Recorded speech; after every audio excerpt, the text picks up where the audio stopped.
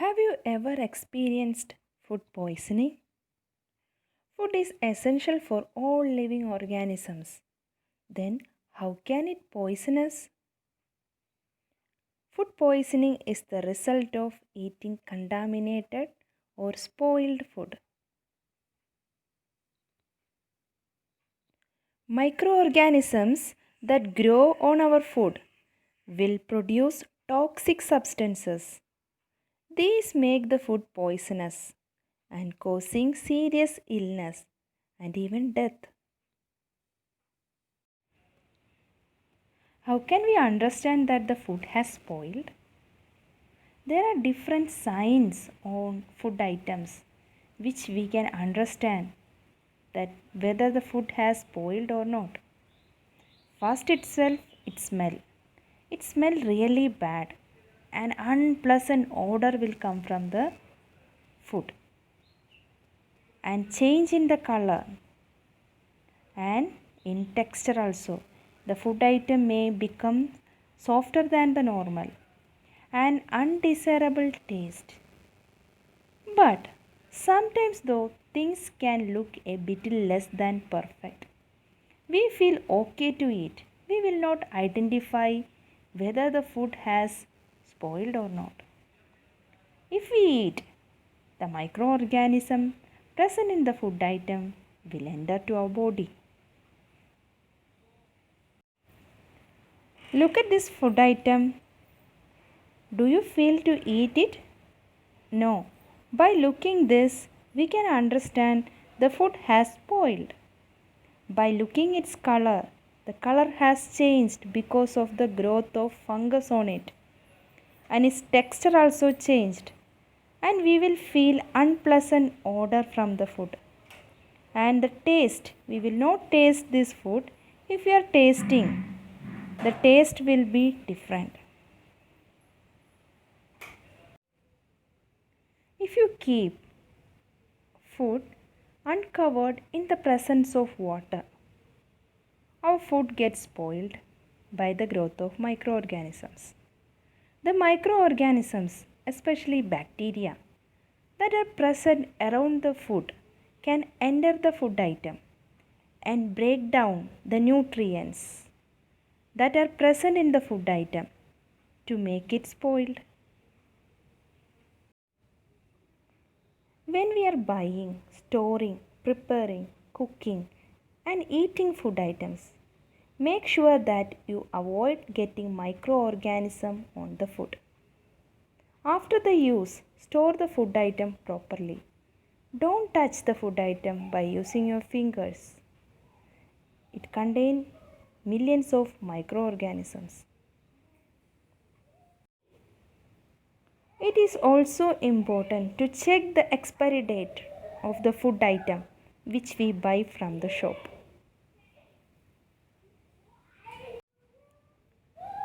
The most common symptoms of food poisoning include vomiting and diarrhea. In chapter 1, we have learned about the methods used to preserve and store food grains. How do we preserve cooked food at home? You know that bread left unused under moist condition is attacked by fungus. We have to be very careful to store food correctly because if you eat food which contain bad bacteria or any other microorganisms, we will get food poisoning which can make us ill. So it is very important that we preserve food to prevent it from being spoiled. Let us study the common methods to preserve food in our homes. We have to prevent it from the attack of microorganisms. The first method is the chemical method. Here, the preservatives are used. Preservatives are the substances which will not allow the growth of microorganisms. Salt and edible oils are the common chemical preservatives. We add salt or acid preservatives to pickles to prevent the attack of microorganisms. Sodium benzoate and sodium metabisulfite. These are the common other preservatives. These are also used in the jams and squashes to check their spoilage. Adding common salt is the best and common method which we use to preserve the food items.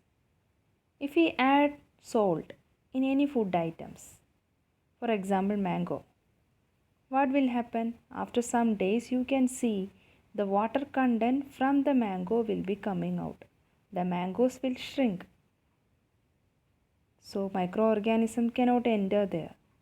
And because of the salt presence, microorganism cannot grow in the salt medium. So this is one of the best preservative method. This common salt is used to preserve not only the vegetables, it is used to preserve meat and fish for many years.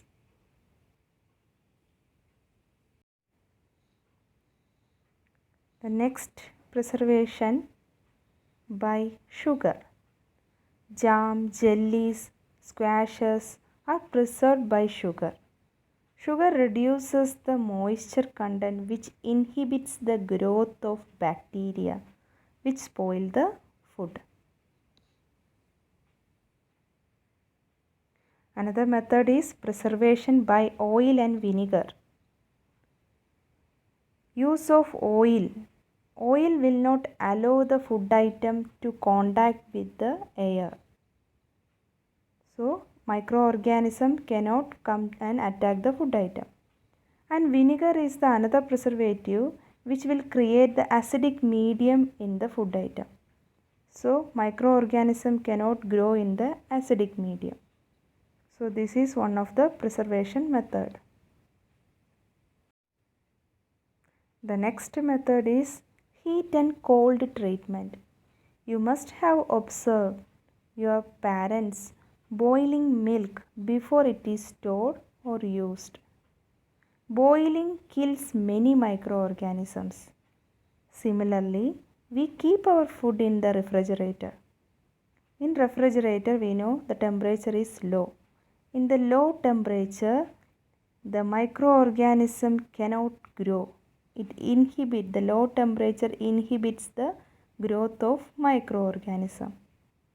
So this cold treatment and heat treatment will not allow the microorganism to grow.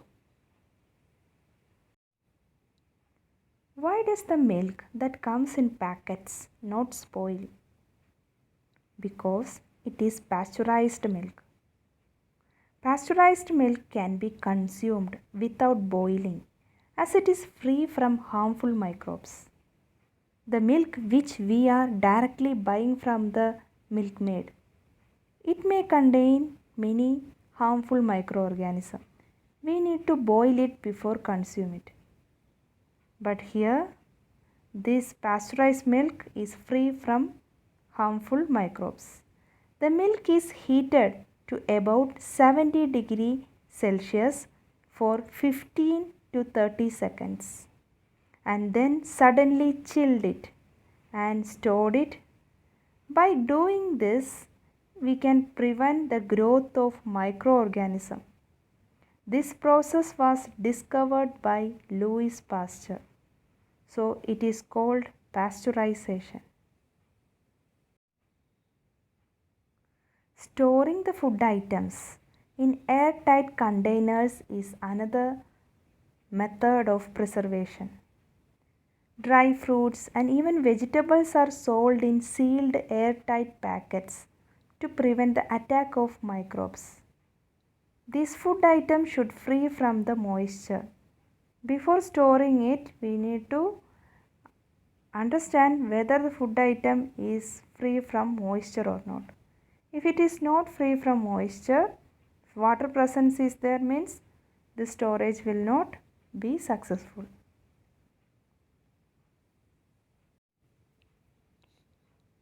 Today, can we learn about nitrogen cycle?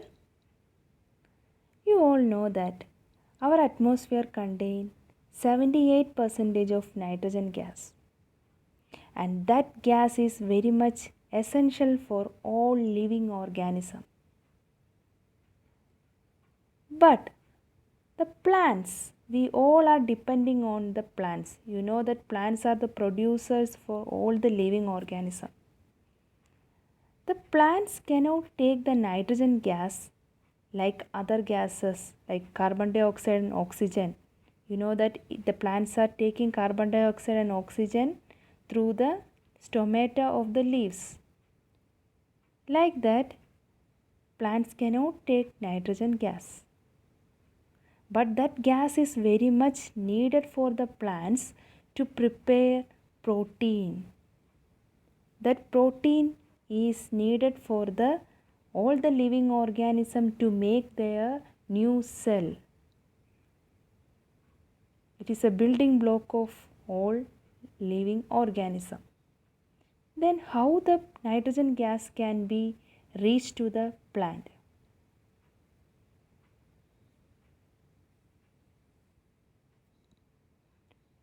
Look at this nitrogen cycle. The atmospheric nitrogen. The atmospheric nitrogen can be absorbed by the nitrogen fixing bacteria. You learn about this nitrogen fixing bacteria. It is present in the root nodules of the leguminous plants called rhizobium bacteria. Along with that bacteria, blue-green algae can also fix the atmospheric nitrogen gas into the soil. In the soil, there are some friendly bacteria. This friendly bacteria will convert the nitrogen gas into nitrogenous compound. Where it will store? It will store the nitrogen compound into the soil. Now the plants can take the nitrogen compounds along with the water and minerals. The plants will be getting this nitrogen in the plant body. So plants can prepare the food item which contain this nitrogen. So protein, the plants will prepare protein in its body. Now the plants which are eaten by animals, those who all are directly depending on the plants. Animals, those who eat the plants, will be getting this nitrogen to its body. Then those who all are depending on that animals also will get the nitrogen indirectly to their body.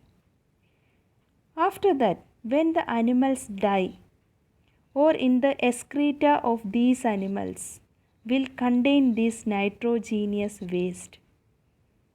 So where it will go? Again it will go to the soil.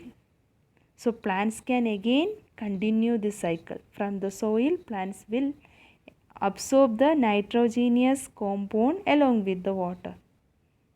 So this cycle will continue. But there is another type of bacteria which is present in the soil, the friendly bacteria, which will break the nitrogenous compound into nitrogen gas. So nitrogen gas can be again go to the atmosphere. So this cycle will continue. This is called nitrogen cycle.